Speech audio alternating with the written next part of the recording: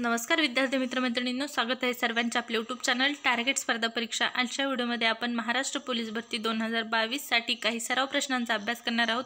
चला तर मग सुरुवात करूया आजच्या व्हिडिओला। विद्यार्थी मित्रमैत्रिणींनो, 2021 ची म्हणजे 2019 ची जी भरती प्रक्रिया होती ती आता पूर्ण झालेली आहे आणि आता 2022 च्या पोलीस भरतीच्या प्रक्रियेच्या हालचाली ह्या सुरू आहेत आणि 2022 मध्ये जी भरती आहे ती लवकरच सुरू होणार आहे। कारण 1 ते 2 दिवसापूर्वीच आपल्याला एका पत्राद्वारे असे सांगण्यात आलेले आहे किंवा प्रसिद्ध करण्यात आलेले आहे की 2021 मध्ये रिक्त होणाऱ्या पदांचा तपशील हा मागवला गेलेला आहे आणि या तपशिलाच्या आधारेच म्हणजेच 2021 मध्ये रिक्त झालेल्या पदांच्या आधारेच 2022 मध्ये भरती प्रक्रिया होणार आहे। तर 2022 ची जी पोलीस भरतीची प्रक्रिया आहे ती लवकरच सुरू होणार आहे। ही जी भरती आहे ती 2020 ची भरती आहे आणि त्यानंतर 22 ची देखील भरती सुरू होणार आहे। तर 2020 ची भरती 22 मध्ये होणार आहे आणि ही भरती प्रक्रिया लवकरच सुरू होणार आहे। त्यासाठी सराव करणे खूप गरजेचे आहे। तर आपल्या चॅनलवर तुम्हाला पोलीस भरतीचा सराव करण्यासाठी दररोज व्हिडिओ पाहण्यास मिळतील। अशाच प्रकारचे व्हिडिओच्या माध्यमातून आपण दररोज सराव करणार आहोत आणि सरावाच्या माध्यमातूनच तुम्ही येणाऱ्या पोलीस भरतीमध्ये चांगले मार्क मिळवू शकताल। त्यासाठी तुम्हाला पोलीस भरतीचा प्रश्नांचा रोज सराव करणे गरजेचे आहे आणि आपल्या चॅनलवर तुम्हाला पोलीस भरतीसाठी आवश्यक असणारे सर्व प्रश्न पाहण्यास मिळतील। या अगोदर पोलीस भरती या विषयावर जवळजवळ 100 ते 150 पेक्षा जास्त व्हिडिओ तुम्हाला आपल्या चॅनलवर पाहण्यास मिळतील। यामध्ये खूप साऱ्या प्रश्नांचा समावेश आहे। या अगोदर या चॅनलवर पोलीस भरतीची एक प्लेलिस्ट तयार करण्यात आलेली आहे, ती जर पाहिली नसेल तर पाहून घ्या आणि अशाच प्रकारचे दररोज व्हिडिओ पाहण्यासाठी चॅनल सबस्क्राइब करा। चला तर मग आजच्या व्हिडिओच्या प्रश्नांना सुरुवात करूया। तर आजच्या व्हिडिओचा जो पहिला प्रश्न आहे तो आहे प्रश्न क्रमांक 1। कोणती बाब केंद्र सरकारचा एकत्रित निधीचा भाग होऊ शकत नाही? तर आजच्या व्हिडिओमध्ये आपण पोलीस भरतीमध्ये विचारल्या जाणाऱ्या राज्यघटना या विषयावरील प्रश्नांचा अभ्यास करत आहोत।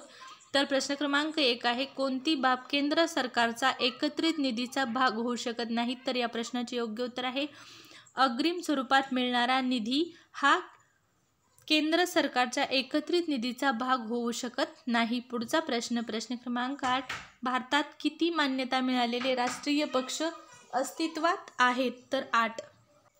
तर भारतामध्ये एकूण 8 मान्यता मिळालेले राष्ट्रीय पक्ष अस्तित्वात आहेत। पुढचा प्रश्न क्रमांक 3, खालीलपैकी कशाचे भारतीय राज्यघटनेची किल्ली किंवा खालीलपैकी कशास खालीलपैकी कशास भारतीय राज्यघटनेची किल्ली किंवा आत्मा म्हणून संबोधण्यात येते असा प्रश्न आहे। तर या प्रश्नाचे योग्य उत्तर आहे प्रस्तावना।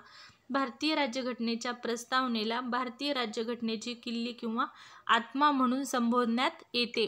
पुढचा प्रश्न क्रमांक 4, घटना समितीचे अध्यक्ष कोण होते? या प्रश्नामध्ये बऱ्याच विद्यार्थ्यांना बऱ्याच वेळा कन्फ्यूज होते ते म्हणजे असे की या प्रश्नाचे उत्तर विद्यार्थी डॉक्टर बाबासाहेब आंबेडकर असे देतात। तर या प्रश्नाचे योग्य उत्तर आहे डॉक्टर राजेंद्र प्रसाद। डॉक्टर बाबासाहेब आंबेडकर जे होते ते राज्यघटनेच्या दुसऱ्या एका समितीचे अध्यक्ष होते, ते देखील आपण आजच्या व्हिडिओच्या प्रश्नांमध्ये पाहणार आहोत। तर आता सध्या आपण घटना समितीचे अध्यक्ष कोण होते असा प्रश्न पाहत आहोत। तर या प्रश्नाचे योग्य उत्तर आहे डॉक्टर राजेंद्र प्रसाद। घटना समितीचे अध्यक्ष जे होते ते होते डॉक्टर राजेंद्र प्रसाद। पुढचा प्रश्न क्रमांक 5, भारतीय राज्यघटनेच्या मसुदा समितीचे अध्यक्ष कोण होते? तर वरचा जो प्रश्न आहे हा प्रश्न आणि हा प्रश्न या दोन प्रश्नामध्ये बऱ्याच वेळा विद्यार्थ्यांना कन्फ्यूज होते। नजर चुकीने एखाद्या वेळेस या प्रश्नाचे उत्तर डॉक्टर बाबासाहेब आंबेडकरांच्या ऐवजी डॉक्टर राजेंद्र प्रसाद आणि डॉक्टर राजेंद्र प्रसादाच्या ऐवजी डॉक्टर बाबासाहेब आंबेडकर असे दिले जाते। तर प्रश्न क्रमांक 5 आहे, भारतीय राज्यघटनेच्या मसुदा समितीचे जे अध्यक्ष होते, मसुदा समितीचे अध्यक्ष डॉक्टर बाबासाहेब आंबेडकर आणि घटना समितीचे अध्यक्ष म्हणलं तर डॉक्टर राजेंद्र प्रसाद। हा मुद्दा लक्षात ठेवा। पुढचा प्रश्न क्रमांक 6, भारतीय संविधान लेखा लेखा असा शब्द आहे, भारतीय संविधान लेखा लेखा समितीचे अध्यक्ष कोण होते? तर या प्रश्नाचे योग्य उत्तर आहे डॉक्टर बाबासाहेब आंबेडकर. डॉक्टर बाबासाहेब आंबेडकर हे भारतीय घटनेच्या मसुदा समितीचे तसेच लेखा समितीचे देखील अध्यक्ष होते. पुढचा प्रश्न क्रमांक 7. जनगण मन हे राष्ट्रगीत कोणी लिहिले? तर या प्रश्नाचे योग्य उत्तर आहे रवींद्रनाथ टागोर. रवींद्रनाथ टागोर यांनी जनगण मन हे राष्ट्रगीत लिहिलेले आहे. पुढचा प्रश्न क्रमांक 8. घटनेचा सरनामा कोणी तयार केला? तर या प्रश्नाचे योग्य उत्तर आहे घटनेचा जो सरनामा आहे तो पंडित जवाहरलाल नेहरू यांनी तयार केलेला आहे. पंडित जवाहरलाल नेहरू. पुढचा प्रश्न क्रमांक 9. राष्ट्रध्वजातील चक्र कोठून घेतले आहे? तर राष्ट्रध्वजातील जे चक्र आहे ते सारनाथ जवळील अशोक स्तंभावरून घेतलेले आहे. पुढचा प्रश्न क्रमांक 10. लोकशाही समाजवादाची संकल्पना कोणी आणि कोणत्या अधिवेशनात मांडली? तर या प्रश्नाचे जे योग्य उत्तर आहे ते आहे लाहोर अधिवेशन आणि लाहोर अधिवेशनाचे अध्यक्ष होते लाहोर अधिवेशन आणि लाहोर अधिवेशनामध्ये पंडित जवाहरलाल नेहरू यांनी लोकशाही समाजवादाची संकल्पना मांडलेली आहे. लोकशाही समाजवादाची संकल्पना आहे ती लाहोर अधिवेशनामध्ये पंडित जवाहरलाल नेहरू यांनी मांडलेली आहे. पुढचा प्रश्न क्रमांक 11.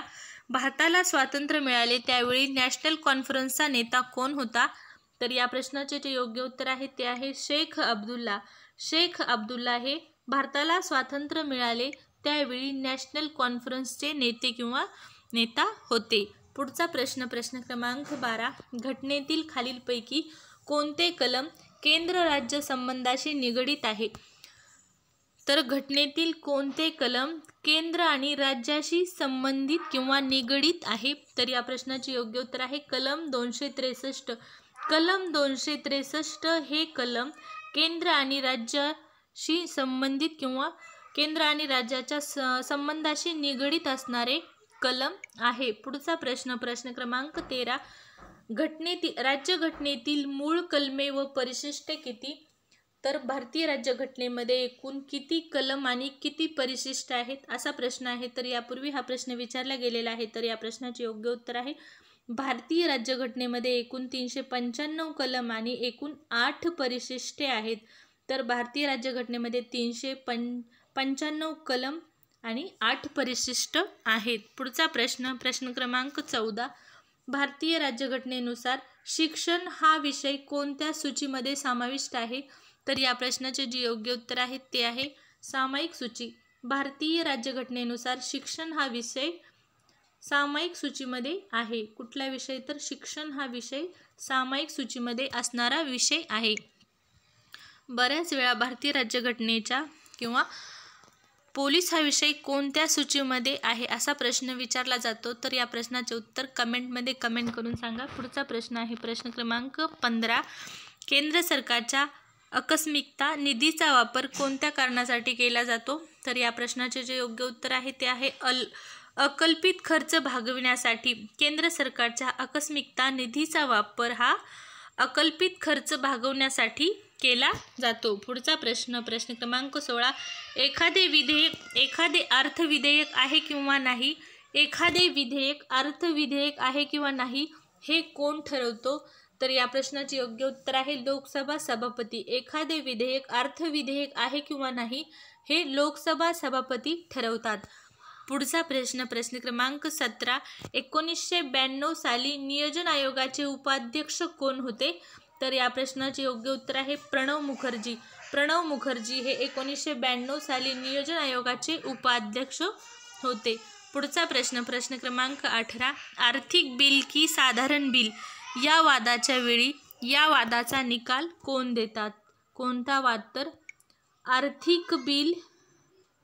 आर्थिक बिल किंवा साधारण बिल या वादाच्या वेळी आर्थिक बिल किंवा साधारण बिल या वादाचा निकाल कोण देतात? तर या प्रश्नाचे योग्य उत्तर आहे सभापती. सभापती हे या वादाचा निकाल देतात. पुढचा प्रश्न क्रमांक 19. संसदीय शासन पद्धती कोणत्या मंडळाला जबाबदार असते? तर या प्रश्नाचे योग्य उत्तर आहे कार्यकारी मंडळ व संयुक्तरित्या कायदेमंडळ. संसदीय शासन पद्धती कोणत्या मंडळाला जबाबदार असते? तर संसदीय शासन पद्धती ही कार्यकारी मंडळ व संयुक्तरित्या कायदे मंडळाला जबाबदार असते. पुढचा प्रश्न क्रमांक 20. स्थानिक स्वराज्य संस्था हा विषय घटनेत कोणत्या भागात आहे? तर या प्रश्नाचे योग्य उत्तर आहे 11व्या व 12व्या. स्थानिक स्वराज्य संस्था हा विषय घटनेच्या 11व्या व 12व्या भागामध्ये समाविष्ट आहे. पुढचा प्रश्न क्रमांक 21. राज्यघटनेच्या 7व्या परिशिष्टात एकूण किती सूची आहेत? भारतीय राज्यघटनेमध्ये जी 395 कलमे आणि 8 परिशिष्टे आहेत, 395 कलमे आणि एकूण 8 परिशिष्टे आहेत, त्यामध्ये 7व्या परिशिष्टात एकूण किती सूची आहेत? तर या प्रश्नाचे योग्य उत्तर आहे 3. भारतीय राज्यघटनेच्या 7व्या परिशिष्टामध्ये एकूण 3 सूची आहेत. पुढचा प्रश्न क्रमांक 22. 9वी अनुसूची कशासाठी करण्यात आली? तर या प्रश्नाचे योग्य उत्तर आहे जमीन सुधारणा कायदा. तर 9वी अनुसूची जी आहे ती आहे जमीन सुधारणा कायद्यासाठी करण्यात आलेली अनुसूची आहे. प्रश्न क्रमांक 23. भारताच्या राज्यघटनेतील 8व्या परिशिष्टामध्ये एकूण किती राष्ट्रीय भाषांचा समावेश आहे? तर या प्रश्नाचे योग्य उत्तर आहे 18. भारताच्या राज्यघटनेतील 8व्या परिशिष्टामध्ये एकूण किती राष्ट्रीय भाषांचा समावेश आहे? तर एकूण 18 भाषांचा समावेश आहे. भारतीय राज्यघटनेतील 8व्या परिशिष्टामध्ये एकूण 18 राष्ट्रीय भाषांचा समावेश आहे. प्रश्न क्रमांक 24. भारतीय संविधानातील कोणत्या कलमानुसार व्यापार स्वातंत्र्याचा हक्क प्रदान करण्यात आला? तर या प्रश्नाचे योग्य उत्तर आहे कलम 301. भारतीय संविधानातील कलम 301 या कलमानुसार व्यापार स्वातंत्र्याचा हक्क प्रदान करण्यात आलेला आहे.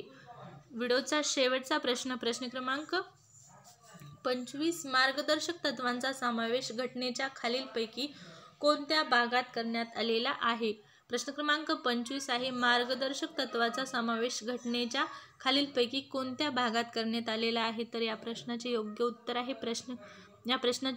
आहे भाग 4. मार्गदर्शक तत्वांचा समावेश घटनेच्या भाग 4 या भागामध्ये करण्यात आलेला आहे. तर आजच्या व्हिडिओमध्ये आपण महाराष्ट्र पोलीस भरती 2022ची सराव किंवा 2022 मध्ये होणाऱ्या भरतीसाठी आवश्यक प्रश्न अभ्यासले. अशाच प्रकारचे नवीन व्हिडिओ पाहण्यासाठी तसेच 2022च्या पोलीस भरतीचा सराव करण्यासाठी आणि 2022च्या भरतीविषयी महत्त्वाच्या अपडेट पाहण्यासाठी नक्की चॅनल सबस्क्राईब करा. महाराष्ट्रामध्ये होणाऱ्या सर्व परीक्षांच्या अपडेट तसेच तुम्हाला सर्व माहिती आपल्या चॅनलवर वेळेवर मिळत जाईल. त्यासाठी चॅनल सबस्क्राईब करून तुम्हाला शेजारील बेल आयकॉन प्रेस करायचे आहे जेणेकरून तुम्हाला नवीन व्हिडिओ पाहण्यास मिळतील. व्हिडिओ आवडल्यास नक्की व्हिडिओ लाईक करा. धन्यवाद.